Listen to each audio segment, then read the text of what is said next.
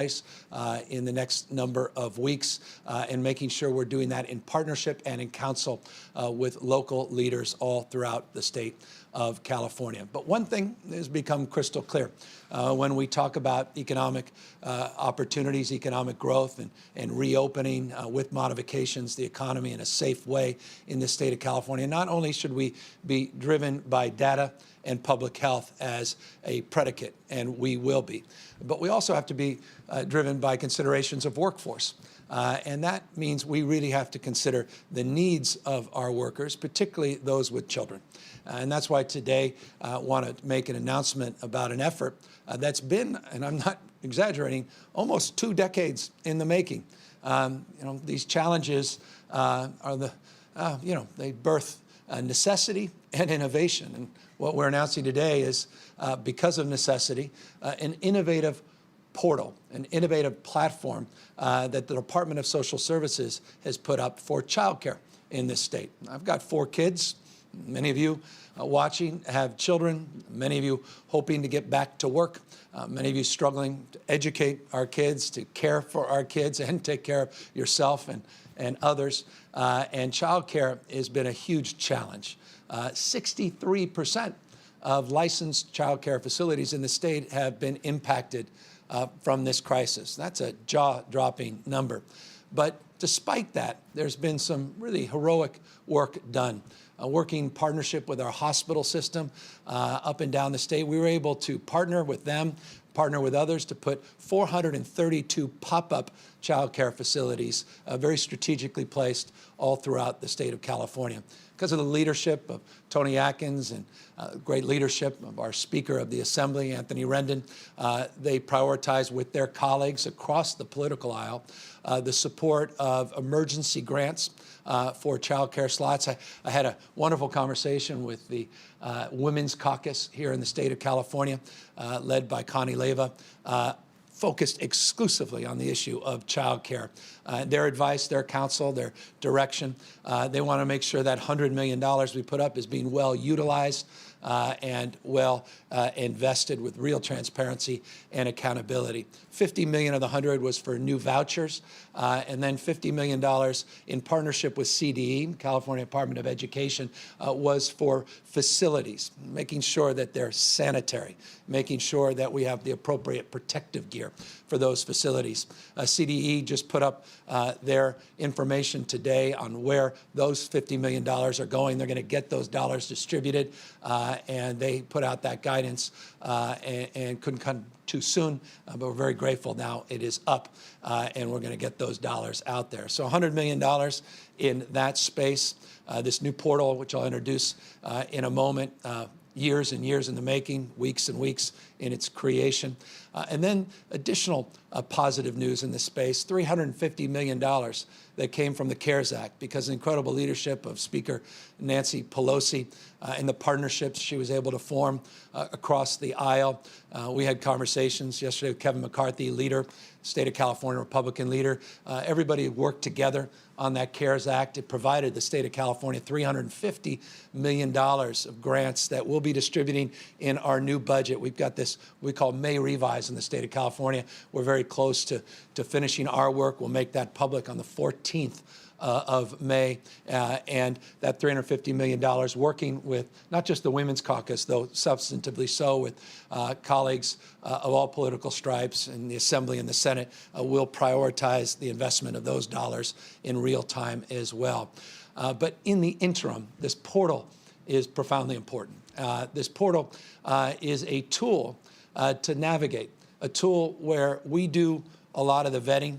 We do a lot of the research. We do an assessment that is dynamic in real time, is updated, that allows you to go in, type in your zip code, and then see pop-ups of all of these child care facilities in your area, health and safety criteria, whether or not they're being met, licensing. You'll have a chance to really learn about the quality, not just the access to the available slots. You'll learn about the number of available slots, the hours of operation, the size of the facilities, and other information that is now being made available all throughout the state of California. There's still areas, if you have your zip code, where we recognize not not a lot of centers will pop up. That's on us to do more and do better in that space. And again, the constraints with so many of these facilities shutting down makes that more challenging, but that's our responsibility to work through and figure out. And so that's the part of that $100 million contribution. The $350 million is really find these child care deserts in this state and make sure that everybody has equitable access to high-quality child care in this state. This portal, by the way, was inspired by the good work of two well-known brands, unions in the state of California, UDW and SCIU. They have a version of this called Carina Cares, not Katrina, Carina Cares, but it focuses on their employer base. There's some registration requirements and other requirements that separate what we're doing from what they're doing. But I just want to acknowledge the incredible effort they put in place some time back that became the inspiration for this broader effort now made available to all members of the public. But the most important member of the public today is the person that really spearheaded this effort and really led this focused endeavor over the last 4 weeks. She made a point earlier that I'll repeat yet again, how many years this has been in the making and how wonderful it is to be in this position where we get to present it to you today. It may not be as big of a deal, many of you without kids, but those with kids that understand the power and importance of childcare and understand childcare is economic development. Childcare is an economic question. It's much more than so many others. Again, it's about workforce, economic and workforce development. Can't have a workforce unless they're taking care of their children and are confident in the quality of that care. I'm confident in the quality of the leadership of Kim Johnson, who is here to go through this care site with you, the head of the Department of Social Services. And again, I just want to thank her and her team for putting this site out today, and you'll now have a chance to take a look at it. Thank you so much, Governor. And this has been a long time in the making. We know that childcare keeps California working. It also provides that critical enrichment and activity for supporting the healthy development of children.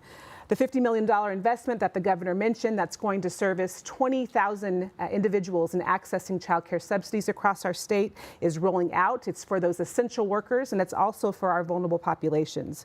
Those that have been engaged in our child welfare system at risk of abuse and neglect, those who are experiencing homelessness, domestic violence across our state, and also those that have differing learning abilities for our children and special health care needs. We're glad to provide this additional resource in partnership with the legislature to really address the needs of all across our state.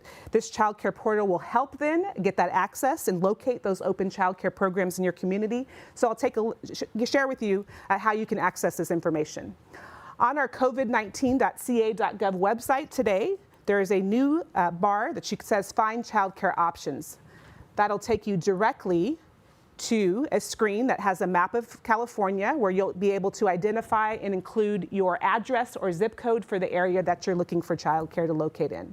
Once you've done that, you will have a listing of, again, open childcare programs, both family childcare homes and childcare centers across the state in that area. Any of these that are of interest to you, you can click on, which will then bring you additional information around the contact information of this facility, their current availability of spaces available, capacity of that site, and again, critical health and safety information around the licensing history of this given program. You will also find access to your local child care resource and referral agency who can help you navigate and answer additional questions that might be helpful to you as you're looking for child care for your family. Again, a long time in the making and a critical support. I absolutely want to thank the partners in this effort, including Open Lattice, Children's Data Network, our local child care resource and referral agencies, the network, and our partners at the California Department of Education to all of the hard work in developing this tool. I also want to thank the employers across the state for the 432 pop-up child care centers that we've been able to open, the expansion that's been able to occur in family child care homes. We want to thank you for stepping up and identifying and addressing the needs of your workforce in this space. And certainly don't want to leave out the workforce itself, the child care providers and early learning workforce across our state who are serving to buffer the stress that's happening with this public health emergency across our state while they're caring for themselves and their families. So thank you so much for what you're providing to children and families across the state. We'll continue to take thoughtful approaches to ensure the safety and well-being of children as we look at our roadmap to modify the stay-at-home order. I do want to point everyone again to guidance that the Department of Social Service released earlier this month around social distancing and physical distancing in child care programs, really keeping those group sizes as small as possible for children, extending that indoor environment to outdoors. It's perfect weather to do so. Using carpet squares, mats, and other visual cues for children to keep that social distancing in place. Those cots for nap time, 6 feet apart. Frequent hand washing with learning counting, learning songs, and really making sure that that's happening across the board. And also how you can modify your pickup and drop-off practices to reduce the entry in and out of your facility. The Department of Social Services looks forward to continued engagement with the community, the Women's Caucus, other stakeholders throughout our state as we ensure our children and families across California have the supports they need to thrive. Thanks, Kim. And again, always health and safety as the foundation of our approach for all of our efforts here in the state of California. But childcare is essential. These are essential workers out there that need childcare. We need to provide that support, and childcare becomes, again, even more important as we begin to modify the stay-at-home order in the state of California. So I want to thank her team and all those that were part of this effort. I want you to know that the site is available at covid19.ca.gov. covid19.ca.gov. That's, again, the aggregated portal for so much information related to this crisis and our response to the crisis. That will send you to this specific site, and hope people will take advantage of the site and fulfill the opportunity to get some of these subsidized slots or high-quality slots in their neighborhoods so they can get the relief that they deserve. Speaking of the covid19.ca.gov website, I encourage people to go to that website, not just, again, for childcare information, but as I suggest, for a lot of information. We update on a fairly consistent basis our statewide stay-at-home order. The guidance we put out, we said from the outset, is dynamic, based on conditions, based upon the incredible decisions that so many of you have made to stay home and to physically distance. We've been able to continue to update that site. We have, just as an example, a number of days ago updated it to allow for people to get clarity if they sell bikes, to allow folks to sell bikes, working with the counties to adjust on a county-by-county basis those points of guidance. But those guidance are up for the entire state of California. I met with faith-based leaders a few weeks ago. They wanted some clarification, which we did update as it relates to social services.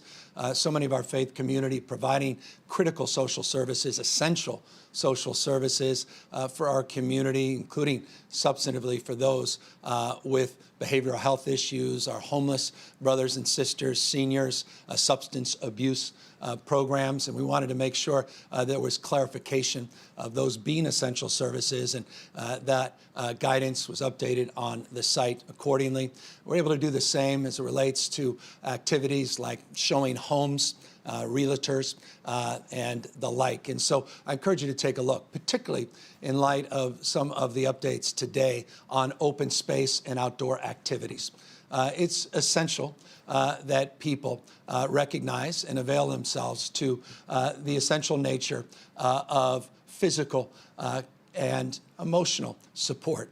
And we recognize, the state of California recognizes, with its 200 parks that are still open in the state of California, that there's a real need and desire to have more points of access and ultimately more points of clarification on what's allowed and what's not allowed.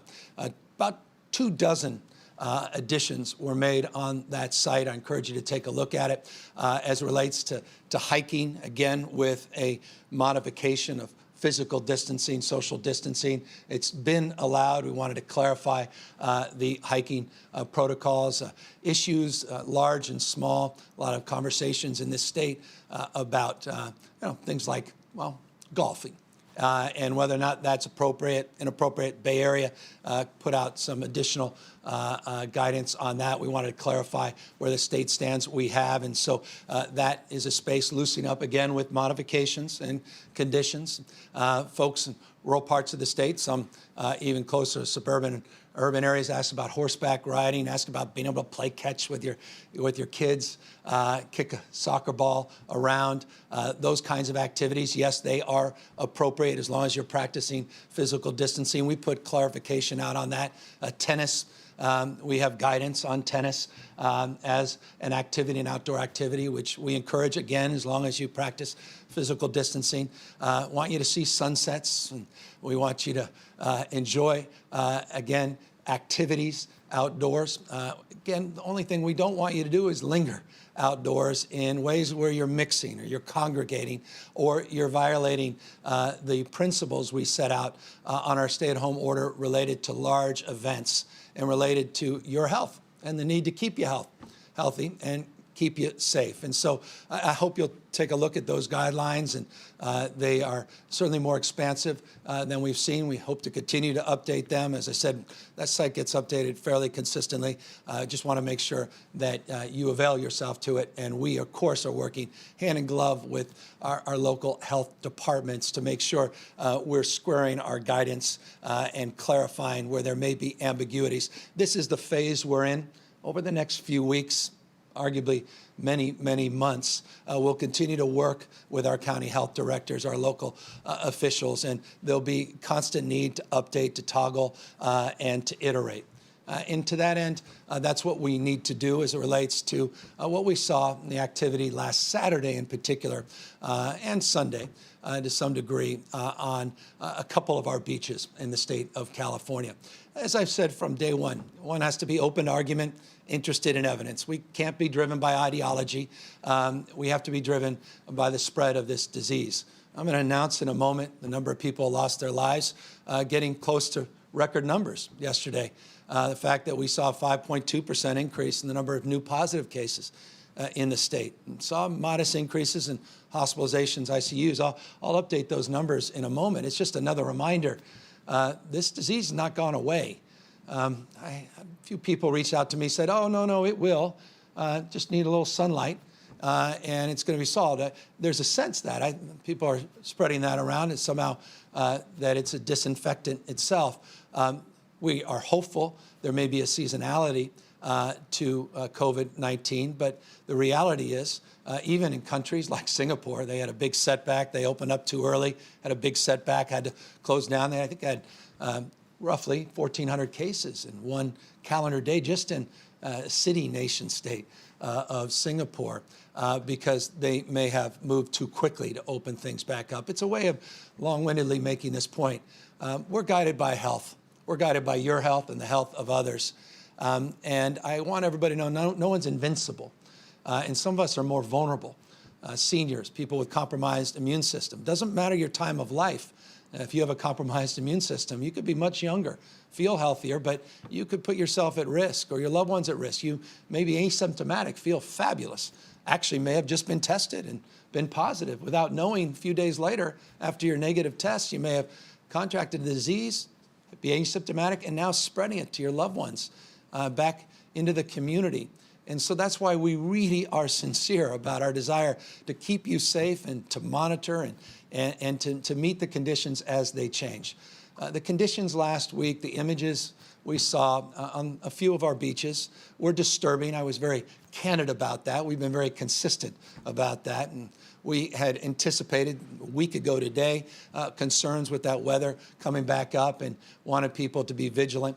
Unfortunately, as I say, just in a couple of our beaches, we didn't see that happen. The vast majority of them we did. We saw people doing all the right things. Incredible leadership in L.A., in the county and city level, Mayor Garcetti, and great work being done. San Diego, and their county and their partnerships, even up in Mendocino, Sonoma, Bay Area, so many outstanding examples where people met the moment, both as citizens of this state and as local leaders, law enforcement and the like. And we just want to acknowledge that. I want to thank everybody for that outstanding work. That's going to help us get to this goal of beginning to reopen this state much, much sooner. So let's keep that up. But in areas where we didn't see that, you have to acknowledge that. You have to own that, and you have to figure that out. And so I've been led by my health directors in partnership with council with many health professionals that feel we need to address that a little bit more specifically in a targeted way. The volume of density, the volume of people and concentrated space, particularly in a few cities, few coastal cities off and around the Orange County area. Those were the point of particular concern. So today we want to make some clarifications. We're going to do a hard close in that part of the state, just in the Orange County area. We're working with the county. By the way, I want to acknowledge the great work of the county. They put together some interesting and very thoughtful guidelines on reopening their local economy. It's just an example of a lot of great work that's being done at the local level. We're bringing that into the conversations we're having up here. That's the spirit that we want to see all across the state, and I want to acknowledge that spirit in Orange County. But specific issues on some of those beaches have raised alarm bells.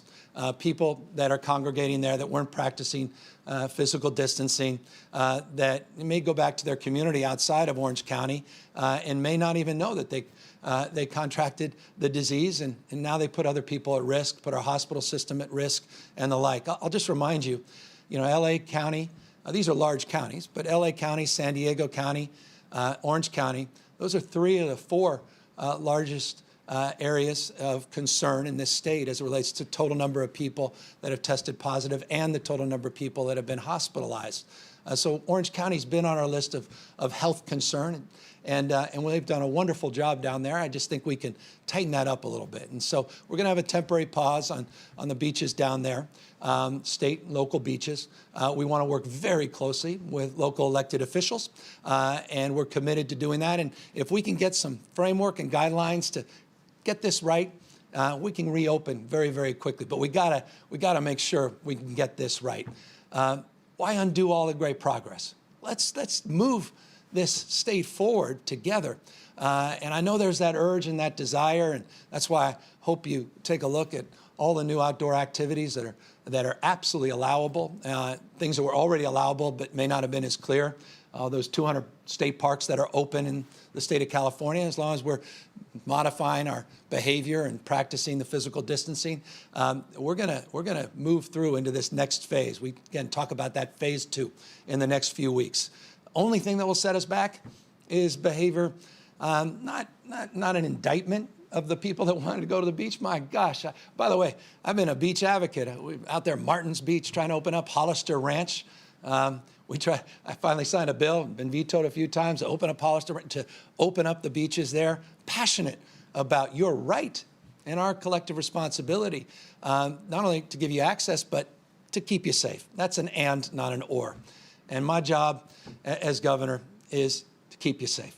And when our health folks tell me they can't promise that if we promote another weekend like we had, then I have to make this adjustment. And so I hope it's a very short-term adjustment. Confident it will be, because the spirit that defines a moment is disproportionately a spirit of cooperation. There's always exceptions, but they truly are exceptions. And hopefully we'll be back making announcements. So it's very targeted, very focused, trying to solve a health problem, try to mitigate one that could grow into the future. And so I just wanted to update you on that space as well. Just briefly before we open up to questions, I will update you. Tragically, I implied this, but let me be explicit about it. We had 95 people, 95 families completely torn apart just in the last 24 hours that lost their lives. I mean, this virus, I said it doesn't take weekends away last weekend, but it's not gone away. Don't be fooled by that. I know we want it to go away. We're doing everything in our power, and you have that power. Your decisions have helped us flatten the curve in the state of California, but we haven't bent that curve downward. We've just flattened that curve. It's stable, but 95 souls were lost in the last 24 hours. I hope that's a point of reminder and caution in terms of the behavior that we're seeing just a few of our beaches in the state. accordingly, we saw a 5.2% increase in the total number of positives. Yes, we're doing more tests, and I'm proud of now in excess of 625,000 tests. We made a commitment to you to go from 2,000 tests a day to get to 15,000 tests, get up to 20, and get on our way by the end of this month to 25,000 tests. We're meeting those goals, your expectations. We are also getting those testing sites up in rural California and in inner city California. But still so many people, even in a county like Orange County, which is one of the highest rates of total number of positives, again, size and scope, very limited number of people have been tested in that county. And so we need to provide more tests. And as we do, you'll see these positives, but 5.2% increase yesterday. Hospitalizations, as I said, went up in ICUs, but just modestly, within a percentage point, less than a percentage point. So again, we're seeing some stability, some positive signs, and that's why I want to keep this momentum. Just be smart, targeted way about enforcing the stay-at-home order, enforcing those events. And what's happening is, same reason we are not reopening arenas with tens of thousands of people. We don't want to have beaches with tens of thousands of people mixing for the same reason. That doesn't keep people healthy. And I think most folks out on the beach would go, well, yeah, I get why you're not doing it at the arena, but you may want to look around on the beach and go, maybe not necessarily healthy here either. I know it's outdoors, and I know all those distinctions, but let's be guided by common sense and by these public health officials that have done such an outstanding job guiding us through this pandemic so far. We're getting close, a lot more work to do, but I just wanted to thank all of you for everything you have done. And if we can just hold the line, we're going to get through this, and I remain incredibly optimistic about getting through it much more strongly than we got into it. So thank you for your patience and your indulgence, and give me the opportunity to make those announcements, little updates here today. And of course, now we're happy to take any questions. Alexi Kosip, SF Chronicle. Hi, Governor. Now that we are, about a week out from those massive crowds that you saw in Orange County, are there any outbreaks of cases, hospitalizations, anything like that you've seen that would indicate there's been a health impact of those crowds on the beaches last weekend that necessitated you to take this step? Well, I'll leave that. It's been it's been 4 days, so it may be premature to judge on the basis. Remember, it's Thursday, and this is through the weekend. And again, I maintain that we have to do a lot more on community surveillance. That's the predicate of moving from phase 2 to phase 3 and expanding the portfolio of essential, non-essential services. And we're still just not there yet. But look, we continue to monitor those numbers, update them in real time. What is consistent and of concern is that county in particular is still in the top 3 or 4 counties in terms of hospitalizations, in terms of number of positives, and we'll monitor that over the next number of days to see if there's spread. But again, it wasn't just folks from that county who went to the beach, folks from all over. So it's difficult to isolate that unless you geopin every single individual and where they go back. And therein lies our concern. Therein lies the challenge. Therein lies why the public health directors want to focus on identifying a problem and solving it before that problem spreads all throughout the state of California, ways that are more difficult to know in real time without statewide community surveillance, which we'll get to, but aren't here yet. Phil Willen, LA Times. Public health directors. Hi, Governor. How you doing? I'm all right. Identifying the problem. One sec. With that problem. I just had a quick question. I'm sure you saw reports that you were considering closures statewide of the beaches. And I understand you met and talked with some local government officials. I want to find out kind of what changed your mind. I mean, you hinted yesterday that you were talking to the Coastal Commission, state lands about advice. So what kind of made you kind of pull back? Oh, we never did. This is exactly the conversations we were having. So, no, this is consistent with what I've been saying, and I appreciate you acknowledging what we were saying yesterday, I think Monday, last Thursday, Friday. So we've been very consistent, and we've been engaging in those conversations, CSAC, League of Cities, mayors up and down the coast, all across the state, elected officials, but more important than anything else, health officials, guided by their determination, their decision-making. So we've been consistent. This is the announcement and the directive, and I can't square what others may have said, but this is what we've said. David Baker, Bloomberg News. Governor, we've seen some motion in Modoc County to possibly allow some businesses to reopen tomorrow, as long as they follow some county-specific guidelines. Is this something that the state is, A, aware of, B, are you okay with this, or are you going to challenge it somehow? Yeah, I don't know the details of it. I am aware, not only Modoc, but other parts of the state. We have received letters. You have written about San Luis Obispo area and folks in other parts of the state of California. There's been legislative efforts by local city councils and boards of supervisors of what things will look like. But remember, what we're all connected to is each other and the health care, which is driven by local health directors and their determination of what's appropriate, what's not, that is guided by the statewide stay-at-home order. And that is the stay-at-home overlays all the orders in the state. You can go further and be more prescriptive and restrictive, but when you loosen up and you loosen beyond the California, then it's in conflict, and therein becomes a challenge. But here's the good news. I've been crystal clear, not just today, but all week, that we have the opportunity to move into this next phase, which I think is in the spirit of that community and other communities, very soon, the next few weeks, in the outset. And I think we can do that. The only thing that will set us back is behavior that's not conducive with those guidelines that are currently in place, and a spread of this virus. That will ultimately make the decision, not a report or not a resolution. But look, I'm confident that we'll get there together. And just know this, let me just make this as crystal clear as possible.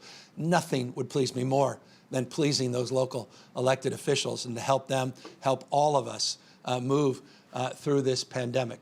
But we're not out of the woods. No part of the state, no part of this country, few parts of the globe have been immune from this virus. And I'll just remind people,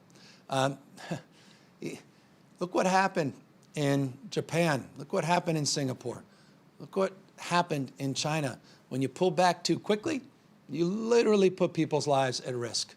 People are literally dying because of decisions that were done without a real frame of focus on public health first. And so that's what ultimately guide our decisions. Kathleen Renane, AP.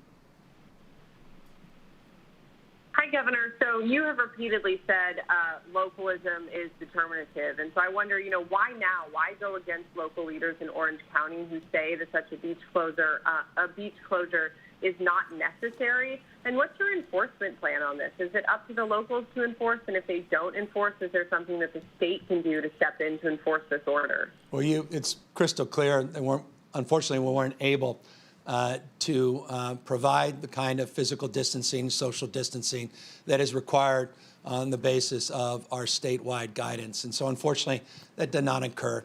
You know that. Everybody knows that. Everybody who saw those images sat there and their eyes, we're all concerned about that. And if you're not, I don't know, folks are paying attention to this pandemic and how it is spread, how this virus is spread. So that's what ultimately led to this decision. When I talk about localism being determinative, you're absolutely right. The application of these rules has to happen at the local level, but when it doesn't and the enforcement can't, we want to be supportive and provide guidance, and we're doing that, and we're confident that people will do their best. They always do, to do the right thing. And again, we don't ever want to be heavy-handed about these things. We haven't had to be. We don't want to be. But we have a framework of engagement, mutual aid strategies, all the engagement that's already been in place, and heightened awareness, more public campaign here in terms of just public information, and doing our best to just let folks know what's at stake if we set back the clock and delay our reopening as an economy. I don't want to delay it. The only thing that will delay it is more of weekends like last weekend in the next few weeks. Let's not see that happen. I want to get this economy opening as badly as everybody else does, but let's do it safely and smartly. Jonathan Vigliotti, CBS News. Hi, Governor. Some states are giving immunity to nursing homes. In California, several, including Magnolia Rehab, are currently under investigation for their handling of COVID-19. My question is, are you considering immunity for the state's nursing homes? And if so, how would that work? Yeah, I have no plans for any announcements in the immediate term. There have been broad strokes discussions in this space. There are a lot of stakeholders that are included in that process.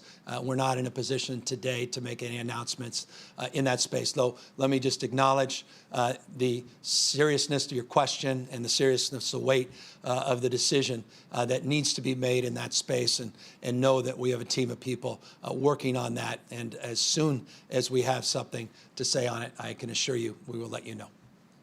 Ashley Zawala, Cron 4. Hey, Governor, I'm curious about the police chief's memo that went out last night saying that your administration was going to issue a directive closing all beaches and state parks. I'm just curious what happened within the last 12 hours or so. And also, is this essentially a warning to those other parts of the state where beaches are closed, suggesting that, hey, if we do see those numbers or images like we saw in Orange County, then this could also happen in your area?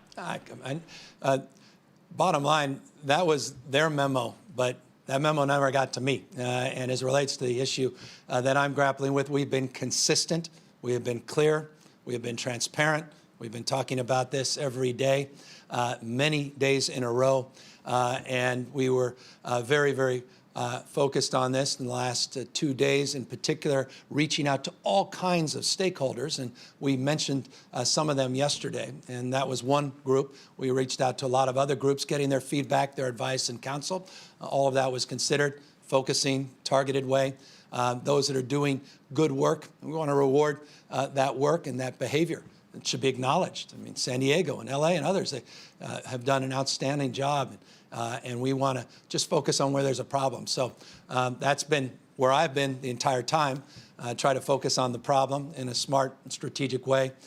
This was the guidance that we're providing, and this is our determination to continue to, again, be led by data, by science, by the spread of the disease, and by public health officials. So this determination was made in concert with all those groups, but none more important than our public health team.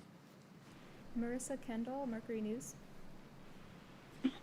Thank you. I wanted to ask a question about testing, which I know is on top of your mind. We've had a few outbreaks here in the Bay Area at some congregate homeless shelters, and a recent CDC report did some testing everyone in certain shelters and found a really surprisingly high number of folks tested positive, even with no symptoms.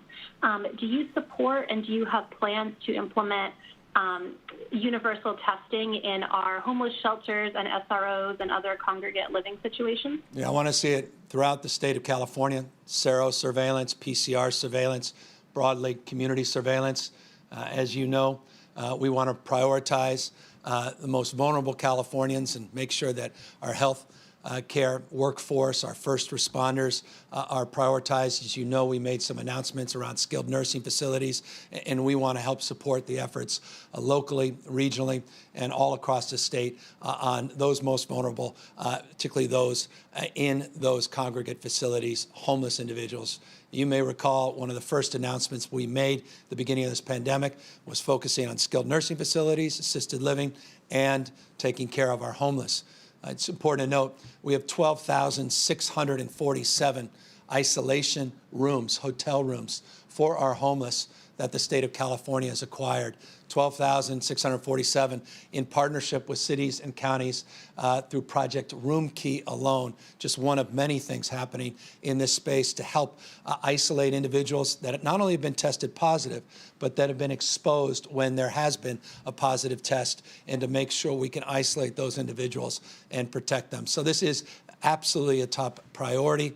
And even with the limited scope of testing, as we look backwards, we've still been doing more in this space regardless to make sure that we're securing the needs of our vulnerable populations in our shelters and in these congregate living facilities or congregate settings in these broader facilities for our homeless. But good news remains, we're seeing a substantial increase of testing on a weekly basis, and we're going to broaden that access and, again, provide just not testing episodically. This is a really important point, but to provide consistency of testing. I made a comment, hope a few of you heard it. You may be tested negative, and then you rush outside, hey, I'm fine, and then you want to start hanging out with all your friends, and then 2 days later, you may get another test and find out you're positive. So we want to be able to give people some confidence, some assurance that they're not, even though they may not have symptoms or they had been recently tested and feel fine, to make sure that they have access to testing on a consistent basis. And you may know California is the first to lift the testing requirements and broaden whom we're testing, including those asymptomatic people. But we've always focused on these vulnerable populations. And with more testing, we'll be able to do a lot more in that space. Final question, Josh Jamerson, Wall Street Journal.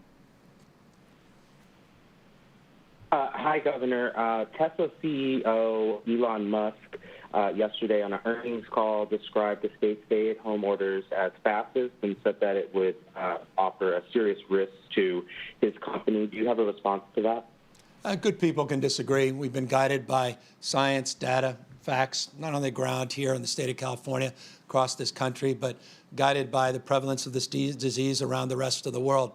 Guided not just by headlines and trend lines, but by real data, real evidence in China and Asia broadly, Italy, Spain, other parts of the globe, learning about this pandemic, learning about the epidemiology, learning about its virulence, learning about therapeutics in real time and partnerships here in the state of California with Gilead, a California-based company, and all the work we're doing to understand the nature of this disease.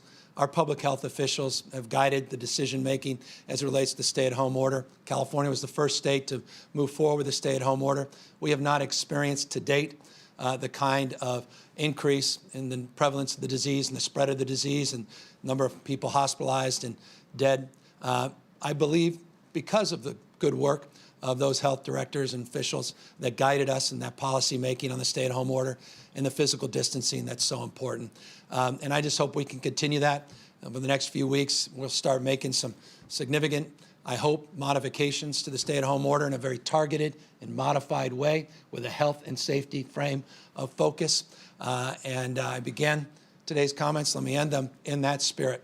Real progress in that space, real partnership across the spectrum, rural, urban, Democrat, Republican. People I know desperate to get back to whatever semblance of this new normalcy may look like. I am with you. I am absolutely of that same mind. We are many different parts of this state, and I recognize the nuances and the diversity in this state. We do not adopt a one-size-fits-all, but there are basic foundational principles that we do foundationally want to see advanced throughout the state of California.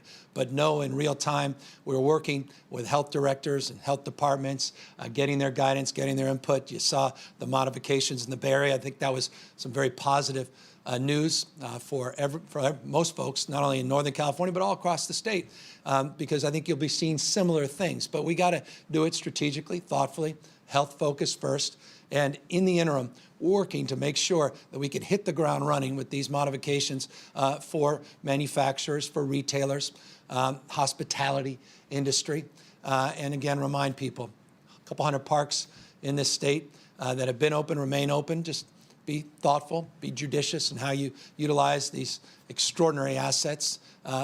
Play catch with your kids, kick a ball with your children.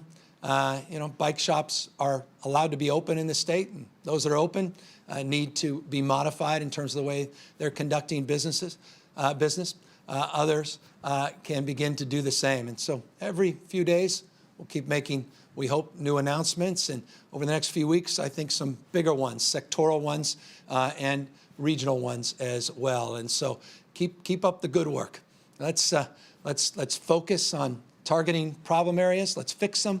Let's get them back into the fold, and let's continue to go together so we can go far and get this pandemic behind us, this disease behind us. And always, let me just remind you, you can continue to participate in that endeavor by not only practicing social distancing and physical distancing and abiding by local and state guidance, but by potentially contributing your time and your attention to causes near and dear to you and communities near and dear to you all around the state. CaliforniansForAll.ca.gov website. CaliforniansForAll.ca.gov website's a wonderful portal to match your passion with action and help contribute to meet the needs of those most vulnerable and get this state ready and prepared for our comeback. Take care, everybody. Stay healthy.